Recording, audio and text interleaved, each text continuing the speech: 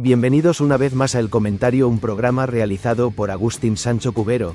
Este programa está disponible en YouTube y en las principales plataformas de podcasts. No te olvides de suscribirte, es gratis.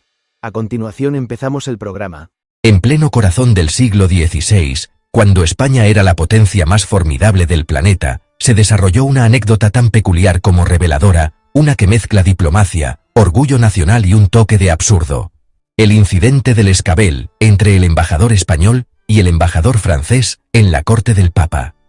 Un episodio olvidado que simboliza la obsesión por el protocolo y la supremacía política en la Europa del Renacimiento.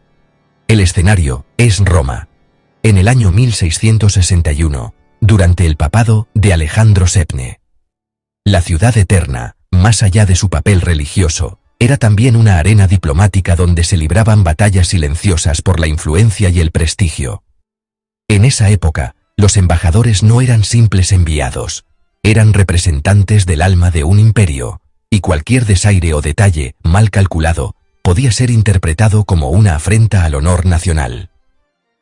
España, con sus vastos dominios que se extendían por Europa, América, Asia y África, se consideraba por derecho propio la primera potencia cristiana del mundo. Francia, sin embargo, empezaba a emerger con fuerza, gracias al centralismo de Luis XIV, el Rey Sol, quien aspiraba a que su país desplazara a España del trono simbólico del liderazgo europeo. En este contexto enrarecido, cada acto ceremonial se volvía un campo de batalla simbólico. En una de las procesiones papales, ambos embajadores, el duque de Crequi por Francia y el marqués de Fuente por España, se disputaban un puesto en la comitiva. ¿Quién iba delante? ¿Quién tenía derecho a estar más cerca del Papa? ¿Quién recibía un asiento más elevado? La tensión acumulada estalló en lo que pasó a la historia como el incidente del Escabel. Ambos embajadores se encontraron frente a la carroza papal, y sus respectivos séquitos se enzarzaron en una violenta pelea callejera en plena Roma. Hubo disparos, heridos y muertos. La capital del cristianismo se convirtió por unos momentos en un campo de batalla entre las dos mayores potencias católicas de la época. El Papa Alejandro VII quedó horrorizado. Para él, que luchaba por mantener la neutralidad y la dignidad de la Santa Sede, aquello fue un escándalo intolerable. Sin embargo, lejos de apaciguarse, la disputa subió de tono.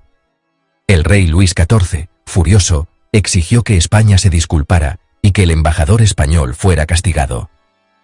Felipe IV, por su parte, no estaba dispuesto a humillarse ante el monarca francés. La tensión diplomática llegó al límite. Se rompieron relaciones entre ambos países y durante meses se vivió un auténtico pulso de poder.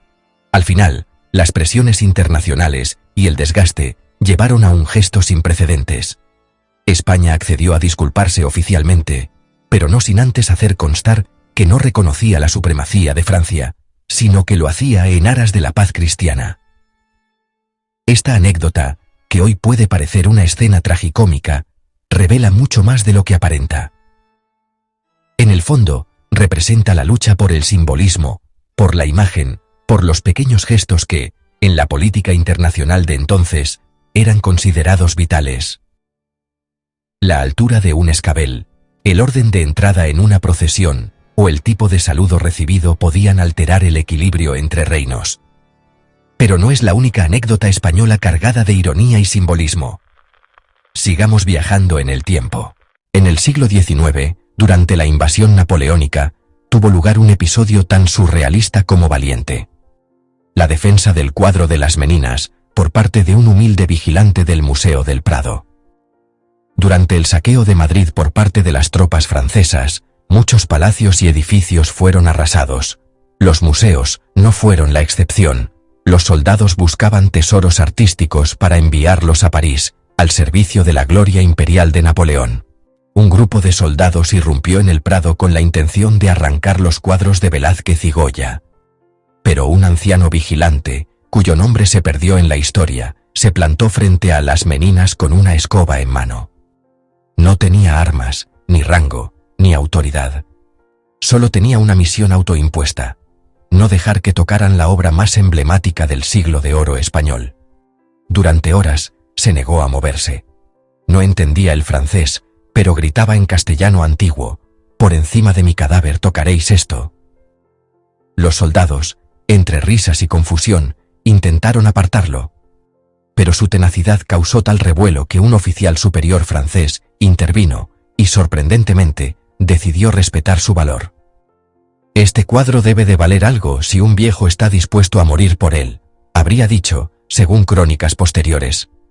Así, Las Meninas se salvó del expolio. No es casualidad. España ha estado siempre marcada por personajes anónimos que, en los momentos más insospechados, actúan con una mezcla de orgullo, temeridad y sentido del honor. Volvamos aún más atrás. En el siglo XIII, cuando Castilla y León aún luchaban contra los reinos musulmanes en la península, se dio una escena curiosa durante una batalla entre tropas castellanas y almohades. Durante una tregua informal en el asedio de Jaén, se cuenta que soldados de ambos bandos coincidieron en una zona común donde el agua escaseaba. Y ocurrió algo insólito.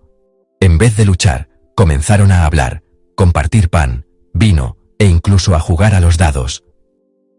Aquella escena, que rompía por completo la lógica de la guerra, fue vista por ambos comandantes como una muestra de humanidad en medio del conflicto. Cuando la batalla se reanudó al día siguiente, muchos de aquellos soldados se negaron a matarse entre ellos. Se reconocían, se respetaban, y en algunos casos hasta se habían contado sus vidas. Los generales, desesperados, tuvieron que reorganizar unidades para que no coincidieran los que se habían hecho amigos durante la tregua. Este tipo de anécdotas revelan la complejidad de la historia española. No es solo una sucesión de reyes, batallas y tratados. Es también una acumulación de gestos humanos, de episodios pequeños que, sin cambiar el rumbo de la historia, reflejan su alma profunda. Y para terminar, una anécdota que raya en la leyenda: el soldado español que se presentó a la batalla de Pavía con armadura de oro. Se llamaba Pedro de Valdivia, aunque algunos relatos lo confunden con otro caballero. Decía que si iba a morir por su rey, al menos lo haría con esplendor. Su coraza de oro macizo no solo deslumbró a sus aliados, sino que también atrajo todos los disparos enemigos.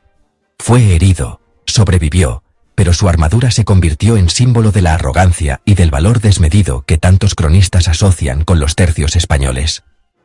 Anécdotas como estas, algunas documentadas, otras bordeando la leyenda, muestran que la historia de España no se escribe solo en tratados ni en los archivos diplomáticos. Se escribe también en la obstinación de un anciano frente a un cuadro, en la absurda disputa por un escabel, en la tregua silenciosa de unos soldados exhaustos o en la locura brillante de un caballero dorado.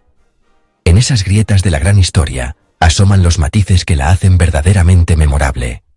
Hasta aquí esta edición del programa del comentario, un programa realizado por Agustín Sancho Cubero. Este programa está disponible en YouTube y en las principales plataformas de podcasts. Hasta la próxima edición del programa. Muchas gracias. Dirección y realización Agustín Sancho Cubero.